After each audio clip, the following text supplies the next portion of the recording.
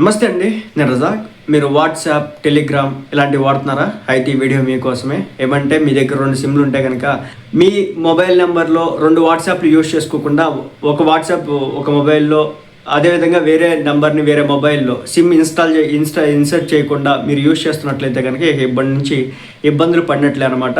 ఎందుకంటే SIM card same మొబైల్లో ఉండి ఆ వాట్సాప్ అప్లికేషన్ త్రూ వెరిఫై అయితే మాత్రమే వాట్సాప్ అనేది వర్క్ అవ్వబోతుంది.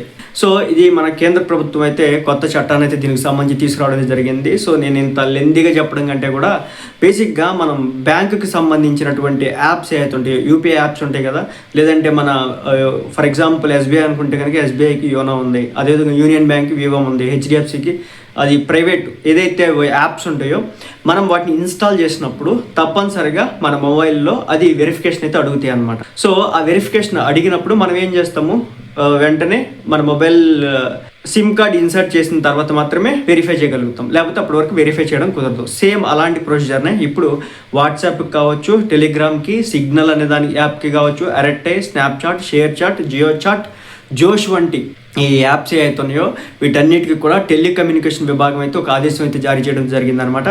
ఇప్పటి నుంచి ఎవరైతే వాళ్ళ యొక్క మొబైల్ నెంబర్ని వాళ్ళ సేమ్ మొబైల్లోనే వాట్సాప్ని కూడా ఇన్స్టాల్ చేసుకోవడానికి అయితే అవకాశం ఉంది, అంటే లాగిన్ అవ్వడానికి అవకాశం ఉంది.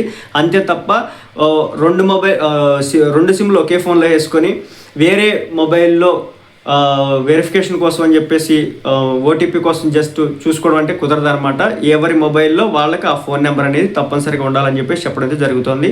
సో దీని గురించి క్లియర్గా చెప్పినట్టయితే కనుక కస్టమర్ వ్యాలిడేషన్ కోసం మొబైల్ నెంబర్లో ఉపయోగించే కొన్ని యాప్లు సిమ్ లేనప్పుడు కూడా యాక్సెస్ని అయితే అనుమతిస్తాయి. సైబర్ మోసాలు చేసేవారికి ఇది ఉపయోగకరంగా ఉంటుందని కేంద్రం గుర్తించింది. దీన్ని చెక్ పెట్టేందుకు సిమ్ బైండింగ్ ఉండేలా చూసుకోవాలని చెప్పేసి సోషల్ మీడియా యాప్స్కి ఆదేశాలు ఇచ్చింది. దీనివల్ల సోషల్ మీడియాలో జరిగే మోసాలు, సైబర్ నేరాలు తగ్గిపోతాయని కేంద్రం చెబుతుంది. ఇప్పటికే బ్యాంకులు, యూపీఐ యాప్లు సిమ్ బైండింగ్ ప్రక్రియను చేపడుతున్నాయి. అంటే సిమ్ బైండింగ్ అంటే కనుక ఏం లేదు, సింపుల్ లాజిక్ అంటే సింపుల్గా చెప్పాలంటే మన మొబైల్లో సిమ్ ఉంటే ఆ యాప్ని యాక్సెస్ చేసుకోవడానికి వర్క్ అవుతుంది, దాన్ని సిమ్ బైండింగ్ అంటారు. సో అదే తరహాలో ఇప్పుడు సోషల్ మీడియా యాప్లు కూడా సిమ్ బైండింగ్ చేపట్టాల్సి ఉంది.